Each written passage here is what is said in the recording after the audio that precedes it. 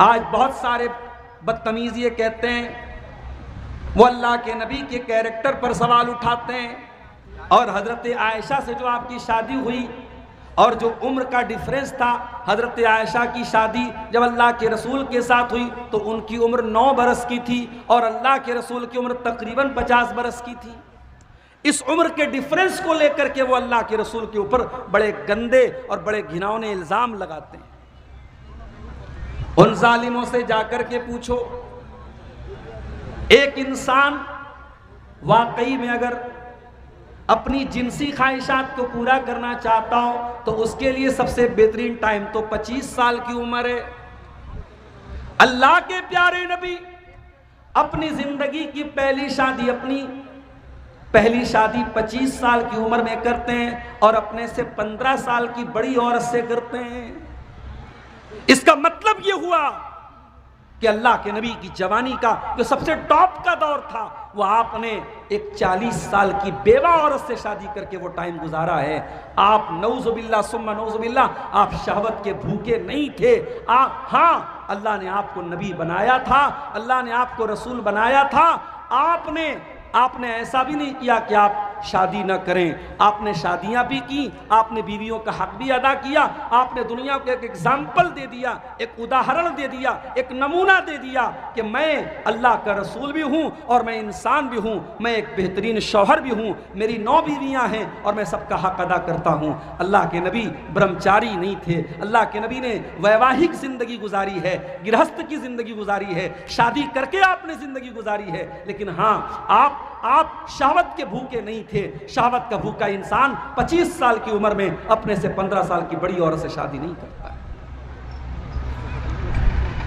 खदीजा का इंतकाल हो जाता है।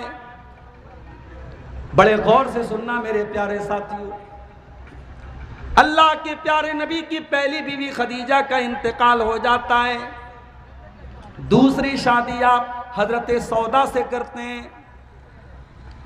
उसके कुछ दिनों के बाद एक और शादी अल्लाह के नबी करते हैं हजरत आयशा के साथ, जो आपकी तमाम बीवियों में इकलौती ऐसी बीवी थी जो कुंवारी थी। और ये अल्लाह ताला की एक मसलहत और हिकमत थी कि हजरत आयशा जब अल्लाह के नबी के निकाह में आई, 9 साल की उम्र थी, बहुत कम उम्र थी, लेकिन दिमाग की बहुत शार्प थी, दिमाग की बहुत तेज थी। और नबी की घरेलू ज़िंदगी को नोट करने के लिए और याद करने के लिए अल्लाह ताला ने ये इंतज़ाम किया था कि इतनी ज़हीन और इतनी होशियार और इतनी ब्रिलियंट खातून को अल्लाह के नबी के निकाह में दिया गया। हज़रत आयशा ने नबी के साथ जो ज़िंदगी गुजारी है, एक एक चीज़ उन्होंने बयान की है मेरे प्यारे साथी। आपने हजरत आयशा से शादी की, उसके कुछ दिनों के बाद आपने और भी बीवियों से शादी की, मगर खदीजा को आप कभी भूले नहीं हैं मेरे प्यारे साथी। आज हमारे समाज में क्या होता है, बीवी मर जाए और आदमी दूसरी शादी करता है, और अगर दूसरी बीवी पहली बीवी के मुकाबले में कम उम्र की हो तो पहली बीवी को लोग भूल जाते हैं दूसरी बीवी की मोहब्बत में। लेकिन यहाँ अल्लाह के नबी कई शादियाँ करते हैं, मगर खदीजा की मोहब्बत को आप कभी फरामोश नहीं करते हैं। आपके घर में गोश्त बनता है, गोश्त के छोटे छोटे पीस आप बनाते हैं और कहते हैं इसको खदीजा की सहेलियों के यहाँ भिजवा दिया जाए। आप खदीजा के मरने के बाद भी खदीजा को याद करते हैं। हो लोगों, मोहब्बत यूज एंड थ्रो का नाम नहीं है, मोहब्बत कुछ लो और दो का नाम नहीं है। मोहब्बत तो एक ऐसा जज्बा है जिसमें इंसान कुर्बानी देने का जज्बा रखता हो। मोहब्बत तो एक ऐसा जज्बा है जो वफादारी का नाम है। और अल्लाह के नबी खदीजा से सच्ची मोहब्बत करते थे। सच्ची मोहब्बत कहाँ है आज? सच्ची मोहब्बत नहीं है मेरे प्यारे साथी।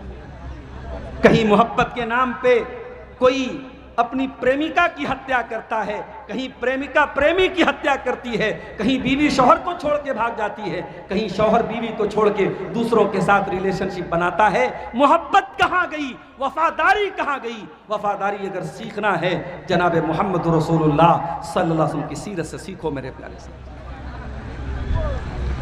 आप अपनी बीवियों के साथ बेहतरीन सलूक करते थे।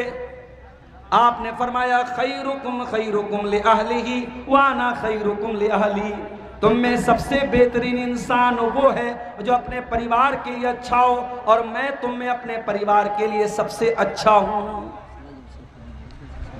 आप अपनी बीवियों के साथ हंसी मजाक भी करते थे, मनोरंजन भी करते थे, इंटरटेनमेंट भी करते थे। हालांकि आप बहुत बिजी इंसान थे, बहुत सीरियस इंसान थे, बहुत काम थे आपको, मगर अपनी बीवियों के साथ आप हंसी मजाक भी किया करते थे। एक मर्तबा अल्लाह के रसूल सफर में जा रहे थे। आप जब सफर में जाते थे तो पर्ची डालते थे और जिस बीवी के नाम की पर्ची आती थी उसको लेकर के जाते थे। इत्तेफाक से उस सफर में हजरत आयशा के नाम की पर्ची निकली। हजरत आयशा आपके साथ में जा रही हैं। एक जगह मैदान आया, आपने सहाबा से कहा थोड़ा आगे निकल जाओ। सहाबा आगे निकल गए। अल्लाह के प्यारे नबी ने हजरत आयशा से कहा आयशा चलो हम दोनों दौड़ का मुकाबला करते हैं, हम दोनों रेस करते हैं। गौर करो मेरे प्यारे साथियों, अल्लाह का आखिरी नबी अपनी बीवी के साथ रेस कर रहा है, दौड़ का मुकाबला लगा रहा है।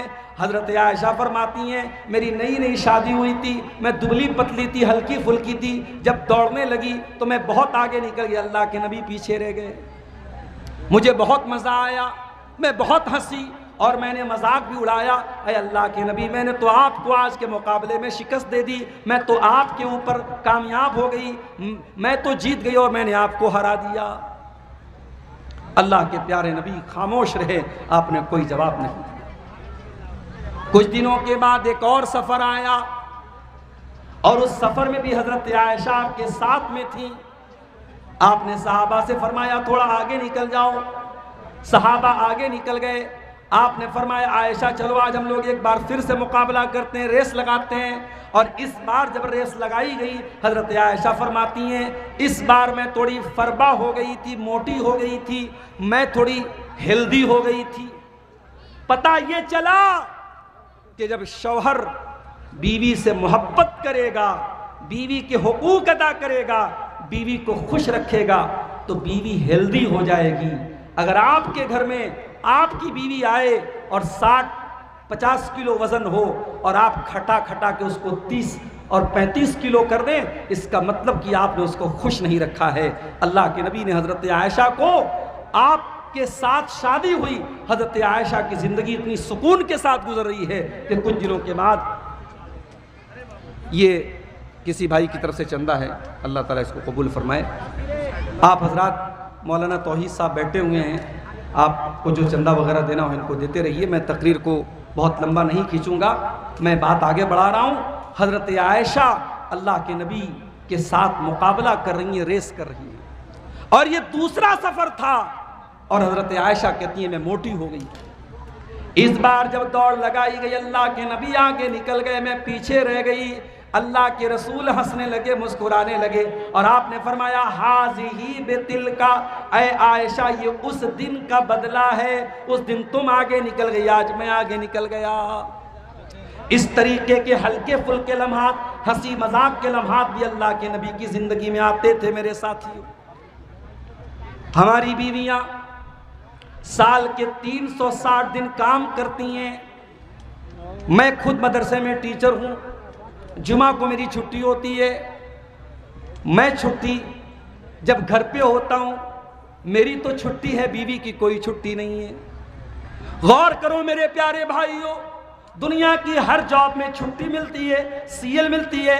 आपकी बीवी जो काम कर रही है घर के अंदर, उस बेचारी को कभी कोई छुट्टी नसीब नहीं होती है। आपकी छुट्टी का दिन आता है, संडे का दिन आता है, जुमा का दिन आता है, ईद का दिन आता है, बकरा ईद का दिन आता है। आपको छुट्टी मिली है लेकिन आपकी बीवी का काम बढ़ जाता है, उसे ज़्यादा खाना बनाना है, उसे ज़्यादा बर्तन साफ करना है, उसे ज़्यादा कपड़े साफ करना है। आपकी छुट्टी के दिनों में आपकी बीवी के काम बढ़ जाते हैं। दुनिया की कौन सी ऐसी जॉब है जिसमें कोई छुट्टी न मिलती हो? आपकी बीवियां साल के 360 दिन जॉब करती हैं और कोई छुट्टी नहीं लेती हैं, कोई सीएल नहीं लेती। क्या आपका यह फर्ज नहीं बनता कि जब आपको फुर्सत मिले, और आप अपने परिवार के बीच में हो तो आप अपनी बीवियों का हाथ भी बटा दिया करें, घर के कामों में उनकी मदद भी कर दिया करें। अल्लाह के नबी जो इस दुनिया के सबसे बड़े इंसान थे, हजरत आयशा से पूछा गया अल्लाह के नबी जब घर में होते तो क्या करते थे? फरमाया यकूनो फी मेहनत अहलिही, अल्लाह के प्यारे नबी जब घर में होते थे अपने घर वालों के कामों में उनका हाथ बटा दिया करते थे, उनका सपोर्ट किया करते थे, उनकी मदद किया करते थे। मेरे प्यारे साथियों, ये अल्लाह के नबी की घरेलू जिंदगी। आज हमारे घर माशाअल्लाह बड़े शानदार, सीमांचल के इलाके, सैलाब ज़दा इलाकों में भी टाइल्स वाले मकान बन रहे हैं। कटिहार शहर में आपको ऐसे ऐसे मकान और बिल्डिंगें मिल जाएंगी जो शायद बनारस में भी आपको वैसे मकानात ना मिले। हमारा लाइफ स्टाइल बहुत हाई फाई हो चुका है, मगर कभी गौर करो मेरे प्यारे साथियों, हमारे नबी ने कैसे कमरों में जिंदगी गुजारी।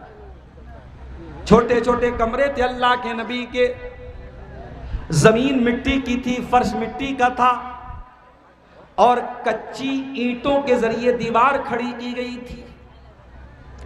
खजूरों की टहनियों से छप्पर बनाया गया था और खजूर के तने से पिलर बनाया गया था। इतने छोटे छोटे ये कमरे थे। जब अल्लाह के नबी रात में तहज्जुद की नमाज पढ़ते थे और जब सजदे में जाने का टाइम आता था, आप हजरत आयशा को इशारा करते थे और वो अपने पैर को समेट लेती थी, तब अल्लाह के नबी सजदे में सर रखते थे। यानी इतना बड़ा भी कमरा नहीं था, इतना स्पेस भी नहीं था कि आराम से आप सजदा कर सकें और हजरत आयशा उसी कमरे में सो सकें। छोटे छोटे कमरे थे मेरे प्यारे साथी। लेकिन मेरी प्यारी माँ बहनों, इस उम्मत की सबसे बेहतरीन औरतों ने उसी छोटे छोटे कमरे में सारी जिंदगी गुजार दी और कभी कोई शिकायत का लफ्ज अपनी जबान पे नहीं लाई, कोई शिकवा नहीं किया, कभी अल्लाह के नबी से कोई शिकायत नहीं की, कोई शिकायत नहीं। ऐसा भी हुआ नबी के घर में 2-2 महीने तक चूल्हा नहीं जला। हजरत आयशा अपने भांजे उर्वा से कहती हैं, ऐ उर्वा, हम 3-3 चाँद देख लेते थे, 2-2 महीना गुजर जाया करता था। वमा युक़दु फ़ी अबियात रसूलिल्लाहि सल्लल्लाहु अलैहि वसल्लम नार, और अल्लाह के नबी के घर में चूल्हा तक नहीं जलता था। उर्वा ने पूछा, है खाला जान, फिर आप का गुजर बसर कैसे होता था, क्या खाती थी, क्या पीती थी? फरमाया अल अस्वदानी अत्तम्र वल मा, हम खजूर खा करके और पानी पी करके गुजारा कर लिया करते थे। 2-2 महीने तक अल्लाह के नबी के घर में चूल्हा नहीं जलता था। आज हमारे घरों में हमारी बीवी के मन की साड़ी ना आए, उसके मन का कपड़ा ना आए, उसके मन का खाना ना बने तो जबान सुन लीजिए आप, अल्फाज सुन लीजिए आप। मेरे प्यारे साथियों, नबी की सीरत अपनाओ। अपने घरों में अगर बरकत लाना है, सुकून लाना है, प्यार लाना है, मोहब्बत लाना है, तो अपने घरों में नबी की सीरत को लाओ मेरे प्यारे साथियों। कभी आपने गौर किया पति पत्नी के रिश्ते को कुरान क्या कहता है? हुन्ना लिबासुल लकुम व अंतुम लिबासुल लहुन्ना, तुम्हारी बीवी तुम्हारे लिए लिबास है और तुम अपनी बीवी के लिए लिबास हो। लिबास का मतलब समझते हैं? लिबास, मैं सदरी पहने हूं, कुर्ता पैजामा पहने हूं, मैं दर्जी के यहां जाता हूं, दर्जी मेरे कपड़े का नाप लेता है, अगर दर्जी कपड़ा टाइट सी देता है, मैं जाकर के दर्जी से कहता हूं मैं कपड़ा नहीं लूंगा। जरा सा टाइट हो जाए तो हम कपड़ा नहीं पहनते, और जरा सा ढीला हो जाए तब भी हम नहीं पहनते हैं। हम कपड़ा वो पहनते जो हमारी फिटिंग के लिहाज से सही हो। कुरान कहता हुन्ना लिबासुल लकुम, तुम्हारी पत्नियां तुम्हारे लिए लिबास हैं, यानी उनको टाइट भी नहीं होना चाहिए, उनको ढीला भी नहीं होना चाहिए, उनको तुम्हारे मिजाज के अनुकूल होना चाहिए, परिस्थितियों के अनुकूल होना चाहिए, तुम्हारे हालात के मुताबिक होना चाहिए। जिस तरीके से तुम्हारी बॉडी पर कपड़ा फिट बैठता है, तुम्हारी बीवी को तुम्हारे लिए फिट बैठना चाहिए। अगर आप एक बीवी हैं तो आपको मालूम है कि शौहर को क्या पसंद है और क्या नहीं पसंद है।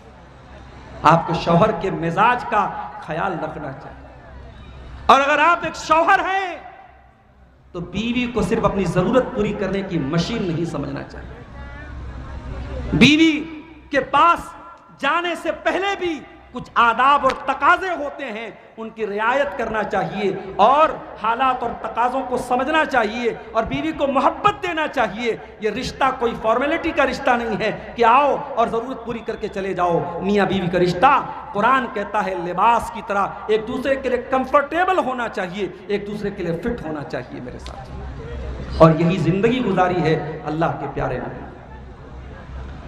वक्त मेरा ज़्यादा हो रहा है, 12 बजने वाले हैं, मैं समझ में नहीं आ रहा मैं क्या बोलूं क्या ना बोलूं। पटना जाना है मुझे, फिर बनारस जाना है, सुबह क्लास है, दिमाग नहीं काम कर रहा है। एक आखिरी बात बयान करता हूं, बात खत्म करता हूं मेरे साथ।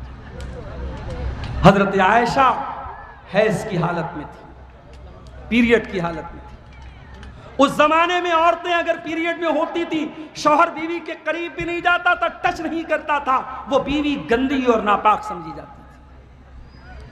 हजरत आयशा फरमाती हैं पीरियड की हालत में मैं पानी पीती थी और जहां पर मैं मुंह लगा करके पानी पिया करती थी, अल्लाह के प्यारे नबी वहीं पर अपना मुंह लगा करके पानी पिया करते थे। मैं गोश्त खाती थी और हड्डी में थोड़ा सा गोश्त लगा रहता था और वही हड्डी मैं अल्लाह के रसूल को दे देती थी और उस हड्डी का बचा हुआ गोश्त अल्लाह के प्यारे नबी सल्लल्लाहु अलैहि वसल्लम खा जाया करते थे। गौर करो मेरे प्यारे साथियों, ये क्यों करते हैं अल्लाह के नबी? ये बताने के लिए करते हैं, ऐ दुनिया वालों, मेरी पत्नी पीरियड में, मेरी बीवी हैज़ की हालत में, मगर मैं उसको गंदा नहीं समझता। ठीक है वो नमाज नहीं पढ़ सकती, ठीक है वो रोज़ा नहीं रख सकती, मगर उसका झूठा खा सकता हूँ, उसने जहाँ बर्तन में मुँह लगाया उसको मैं पी सकता हूँ, वो मेरे लिए नापाक नहीं है, उसको टच करना मेरे लिए हराम नहीं है, उसके साथ उठना बैठना मेरे लिए हराम नहीं है। बीवी से मोहब्बत आप करते थे, उसका इजहार भी करते थे आप। एक मर्तबा हजरत अम्र बिन आस ने पूछा, अय अल्लाह के नबी आप दुनिया में सबसे ज्यादा किससे मोहब्बत करते हैं? फरमाया आयशा से करता हूं। बीवी से मोहब्बत कोई छुपाने की चीज नहीं है, बताने की चीज है कि हाँ मैं अपनी बीवी से मोहब्बत करता हूं। अल्लाह के नबी ने यह पैगाम भी दुनिया वालों को दिया है मेरे साथ। एक मर्तबा आपने हजरत आयशा से फरमाया, आयशा मैं समझ जाता हूँ जो तुम कब मुझसे नाराज रहती हो और मैं समझ जाता हूँ तुम कब मुझसे खुश होती हो। फरमाया कैसे समझ लेते हैं? कहा कि अय आयशा जब तुम मुझसे खुश होती हो तो कसम खाती हो तो कहती हो मोहम्मद के रब की कसम, और जब मुझसे नाराज होती हो तो कहती हो इब्राहीम के रब की कसम। जब तुम मुझसे नाराज होती हो तो मेरा नाम नहीं लेती हो। कहा अल्लाह के नबी मैं आपका नाम छोड़ती हूँ, आपको नहीं छोड़ती हूँ, आपको नहीं छोड़ती हूँ, मैं आपका नाम छोड़ती हूँ। गुस्से में की हालत में भी मैं आपका नाम नहीं लेती हूँ, मगर आप ये ना समझिएगा कि आपके लिए दिल में कोई नफरत की भावना आ जाती है। नहीं है अल्लाह के नबी, मैं गुस्से की हालत में भी आपको छोड़ने की कल्पना नहीं कर सकता। मेरी प्यारी माँ और बहनों, उस नबी ने आपको इतने अधिकार दिए हैं, आज उस नबी की सीरत को पढ़ने की जरूरत है। मेरे भाइयों उस नबी की जिंदगी को पढ़ने की जरूरत है। सोशल मीडिया पर आज अल्लाह के नबी के खिलाफ कितनी बातें हो रही हैं आपको शायद अंदाजा नहीं है। हमारे उत्तर प्रदेश की जो घटना हुई बरेली के अंदर, उस घटना के बाद जो कुछ भी हुआ, आप उस घटना की अगर तह तक जाइए तो आज भी उसको बुनियाद बना करके सोशल मीडिया पर अल्लाह के रसूल के बारे में गंदी और घिनौनी बातें कही जा रही हैं। मेरे प्यारे साथियों, हम नबी से मोहब्बत भी करते हैं, हम नबी से प्यार भी करते हैं, लेकिन मसला ये है कि हमें उस नबी की सीरत के बारे में कुछ नहीं मालूम। अभी बनारस में एक साहब के मकान पे मैं गया, उनकी बच्ची आई, 10 साल की 12 साल की बच्ची। आप हजरात से गुजारिश है, हमारे मौलाना तौहीद साहब ने अभी हमको डायरेक्शन दिया है कि थोड़ा मदरसे के ताउन के लिए भी आप अपील करें। मैं आप सबसे गुजारिश करता हूं कि आपको जो भी ताउन देना है, मैं 5 मिनट आपके सामने और बैठूंगा, क्योंकि मेरी मजबूरी बहुत शदीद मजबूरी है मैं चाहता हूँ, मजमा जमा हुआ है, सुनना चाहता है, मौजू भी बड़ा इंटरेस्टिंग है, मगर मेरे हालात कुछ ऐसे हैं कि मैं ज़्यादा बोल भी नहीं सकता हूँ। सिर्फ 5 मिनट का टाइम मेरे पास है। आप हज़रात मदरसे को जो ताउन देना है आप यहाँ लाइए। मैं अल्लाह से दुआ करता हूँ अल्लाह ताला आपके चंदे और आपके ताउन को कबूल फरमाए। और ये इदारा जो हमारे बुज़ुर्गों का कायम किया हुआ इदारा है, अल्लाह इस इदारे को दिन दूनी रात चौगुनी तरक्की अता फरमाए। मेरे प्यारे साथियों, मैं अर्ज़ ये कर रहा था, अल्लाह के नबी से मोहब्बत तो हम और आप करते हैं, मगर उस नबी के बारे में हम क्या जानते हैं। 8 साल की बच्ची आई, मैंने पूछा बताओ अल्लाह के नबी कहाँ पैदा हुए? बोली मक्का में पैदा हुए। मैंने कहा इंतकाल कहाँ हुआ? का मदीना में इंतकाल हुआ। मैंने कहा बहुत अच्छे। क्लास 6 में पढ़ने वाली बच्ची थी वो, 8-9 साल की उसकी उम्र थी। मैंने पूछा ये बताओ बेटा कि हजरत आयशा कौन थी? लड़की साइलेंट, कोई जवाब नहीं। मैंने पूछा हजरत फातिमा कौन थी? साइलेंट, कोई जवाब नहीं। मैंने पूछा नबी के 4 खलीफा जो थे, क्या चारों खलीफा का नाम बता सकती हो? लड़की साइलेंट, कोई जवाब नहीं। मैंने कहा चलो अल्लाह के नबी की 11 बीवियों में सिर्फ 3 बीवियों का नाम बता दो। लड़की साइलेंट, कोई जवाब नहीं। ये आज हमारी नौजवान नस्ल का हाल है। उसके बाद आप ये शिकायत करते हैं कि कटिहार स्टेशन पर मुसलमान लड़की गैर मुस्लिम लड़के के साथ क्यों नजर आ रही है, पूर्णिया बाजार में क्यों नजर आ रही है, और किशनगंज में क्यों नजर आ रही है। आपकी कौम की बेटियों को जब आपने दीन सिखाया ही नहीं, दीन बताया ही नहीं, उनको आपने कुरान और सुन्नत की तालीम ही नहीं दी, तो वो अगर इस तरीके का कदम उठा रही तो कौन सी हैरत की बात है मेरे साथी। जब आपके घर का दरवाजा खुला है तो घर के अंदर कुत्ता एंट्री करेगा। आपको अगर कुत्ते की एंट्री रोकनी है तो पहले घर का दरवाजा बंद करो मेरे प्यारे साथी। अल्लाह के नबी सल्लल्लाहु अलैहि वसल्लम ने हमें यह तालीम भी दी है कि अपनी बच्चियों की हम सही तरबियत करें। आपने अपनी बेटियों को बड़े प्यार से पाला।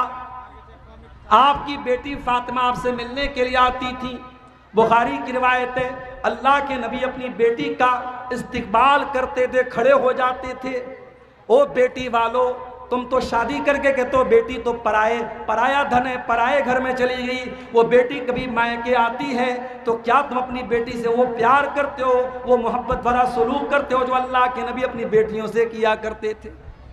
बुखारी के अल्फाज हैं, हजरत फातिमा आती थी, अल्लाह के नबी वेलकम करते थे, स्वागत करते थे, अपनी बेटी का हाथ पकड़ के चूम लेते थे और अपने बगल में, अपने करीब में, अपने बाजू में अपनी बेटी को बिठाया करते थे। इतनी मोहब्बत करते थे।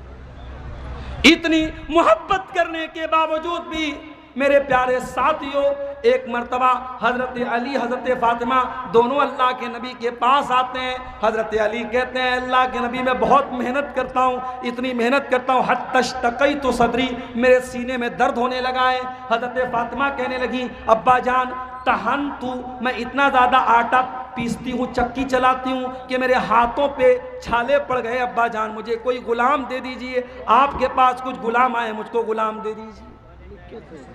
मुस्नद अहमद की रिवायत है। नबी ने फरमाया नहीं, ये नहीं हो सकता कि मैं तुमको गुलाम दे दूं। वह अहलुस्सुफ़्फ़ती तत्वा बुतून, और मेरे मदरसे में पढ़ने वाले बच्चे, ये मदरसे जो आज हम चला रहे हैं ये कोई नया काम नहीं है। नबी के दौर में भी मदरसा चलता था, नबी की मस्जिद में मदरसा चलता था, और उसमें पढ़ने वाले जो स्टूडेंट्स थे, जो तलबा थे, उनको असहाब सुफ़्फ़ा कहा जाता था। बेचारे गरीब फटे हाल, किसी के बदन पे कपड़ा, एक चादर, कपड़े के नाम पर एक चादर है, कभी खाना मिला नहीं मिला। वो अल्लाह के नबी के दीन के स्टूडेंट थे, वो नबी के हॉस्टल में रहने वाले तलबा थे। मेरे प्यारे साथी, आपने फरमाया ला ओती कुमा व अदव अहलुस्सुफ़्फ़ती, ऐ मेरी बेटी फातिमा, ऐ मेरे दामाद अली, मैं तुमको वो गुलाम दे दूं और असहाब सुफ़्फ़ा को छोड़ दूं जो बेचारे मेरे मदरसे में दीन की तालीम हासिल करने आते हैं और भूखे प्यासे रहते हैं। ऐ अली ऐसा नहीं हो सकता, ऐ फातिमा ऐसा नहीं हो सकता। मैं वो गुलाम बेच दूंगा और उनकी कीमत उनके ऊपर खर्च करूंगा, लेकिन हाँ तुमको गुलाम तो नहीं दे सकता। एक तस्वीर बताता हूँ, रात में बिस्तर पे सोने जाना तो 33 मरतबा सुभान अल्लाह पढ़ लेना, 33 मरतबा अल्हम्दुलिल्लाह पढ़ लेना, 34 मरतबा अल्लाहु अकबर पढ़ लेना, तुमको किसी गुलाम की ज़रूरत नहीं पड़ेगी।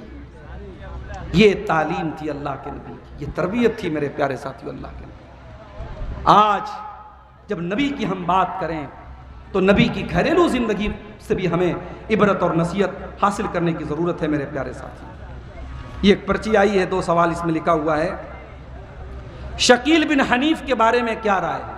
शकील बिन हनीफ इसी बिहार के दरभंगा ज़िला का रहने वाला है और ये अपने आप को मेहदी बोलता है और ये कहता है कि ईसा मसीह भी मैं हूँ, मेहदी भी मैं हूँ।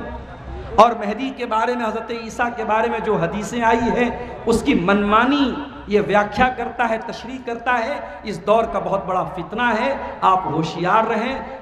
हज़रत ईसा अलैहिस्सलाम जिंदा आसमान पर उठाए गए हैं और क़यामत के पहले ईसा अलैहिस्सलाम पैदा नहीं होंगे, आसमान से उतरेंगे और मेहदी पैदा होंगे। मेहदी अलग है, ईसा अलग हैं। और ये शकील बिन हनीफ ये आपके बिहार का एक इंसान है, ना ये मेहदी है ना ये ईसा है, ये फर्जी आदमी है और ये हमारे नौजवानों को गुमराह कर रहा है। इसके फितने से आप होशियार रहें।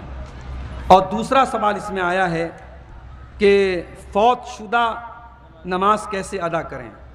फौतशुदा नमाज यानी जो नमाज छूट गई है, तो अगर इतनी सारी नमाजें छूट चुकी हैं आपकी कि उसको अब पूरा नहीं किया जा सकता। जैसे बहुत सारे लोग बेनमाजी थे, अब उन्होंने तौबा की और नमाज शुरू कर दी, तो जहाँ से आपने तौबा की है सच्ची तौबा कर लीजिए, वहाँ से आप नमाज स्टार्ट कीजिए। पहले की बहुत सारी नमाजें जो छूटी हैं वो आपको पूरा करने की ज़रूरत नहीं है। बाज़ लोग क़ज़ाए उम्री पढ़ते हैं, क़ज़ाए उम्री पढ़ना ये सही नहीं है, उसका कोई सबूत नहीं। हाँ, जब आप नमाज की पाबंदी करें और उसके दौरान किसी, जैसे मैं अभी ट्रेन से आ रहा हूँ तो ट्रेन पे आप हालात देख रहे हैं, ट्रेन पे नमाज पढ़ना बहुत मुश्किल है, बस में आप जा रहे हैं, बस में नमाज पढ़ना बहुत मुश्किल है, तो सफ़र के दौरान आपकी नमाज छूट गई। आप जब अपने डेस्टिनेशन पे पहुँचे, मंजिल पे पहुँचे, तो जो छूटी नमाज है उसी तरतीब से, जैसे असर मगरिब छूट गई तो पहले 4 रकात असर पढ़ लीजिए और मगरिब पढ़ लीजिए। और अगर आप सफ़र में हैं तो आप 4 रकात वाली नमाज को 2 करके पढ़ लीजिए। और तीसरा सवाल ये आया है, काला खिजाब लगाना कैसा है? काला खिजाब लगाना मना है, जायज़ नहीं है। अल्लाह के नबी ने काला खिजाब लगाने वालों के बारे में कहा कि वो जन्नत की खुशबू भी नहीं पाएंगे। हाँ, अगर कोई आदमी बहुत कम उम्री में, आजकल बहुत सारे लोगों का कम उम्र में भी बाल सफ़ेद हो जाता है, तो उस कम उम्री में अगर किसी का बाल सफ़ेद हुआ है वो खिजाब लगाए, मगर काला फिर भी अवॉइड करे। और बुढ़ापे में कोई काला लगा रहा है तब तो ये और गुनाह की बात है। और नबी के अल्फाज हैं, ला यरीहून राइहतल जन्ना, ऐसे इंसान जन्नत की खुशबू भी नहीं पाएंगे। तो काला खिजाब लगाने से अवॉइड करना चाहिए। जो मेहंदी का कलर है, मेहंदी लगा सकते हैं या मेहंदी का कलर आप लगा सकते हैं। अल्लाह ताला से दुआ है रब्बुल आलमीन हम सबको अपने नबी की बोल तो दिया, कैसे बोलें भाई, अब लोग आएंगे तब तो। देखिए मौलाना अब्दुल गफ्फार से आप हजरात कितनी मोहब्बत रखते हैं। 5 मिनट आपके सामने बैठेंगे, आप हजरात उनके हाथ में मदरसे के लिए चंदा दे जो भी दे सकते हैं आप हजरात से गुजारिश है। इसके बाद बेफुटिया मौलाना है, इसलिए उनको मेरे में कोई नहीं जाइएगा मेरे भाई, उनको देख के तो जाइएगा। क्या नाम है? बहुत अच्छी तकरीर करते हैं मौलाना। जज़ाकल्लाह खैर। अल्लाह ताला इन तमाम चंदा देने वालों के चंदे को कबूल फरमाए। अल्लाह इस नेकी को इनके लिए ज़ख़ीर आखिरत बनाए। और जो इन चंदा देने वालों में जो बीमार हैं या उनके रिश्तेदार बीमार हैं, अल्लाह उनको शिफाए कामिला अजला अता फरमाए।